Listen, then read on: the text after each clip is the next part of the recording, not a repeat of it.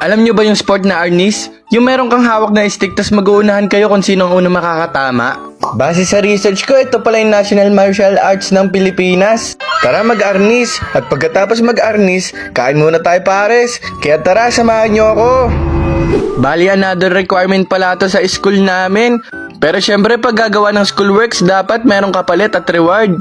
Kaya magpapares tayo mamaya. Nung nakarating nga kami dito, nag-umpisa na kami agad mag-practice. Gawa ng gutom na rin ako at gusto ko nang kumain ng pares. At nung natapos na, naglakad na rin kami agad papunta doon. Ayun, kung makikita nyo naman, talagang napakasarap tignan. Pati ba naman yung kanin, napakasarap na din tignan. 2 beses ko ginamit yung napakasarap tignan, no?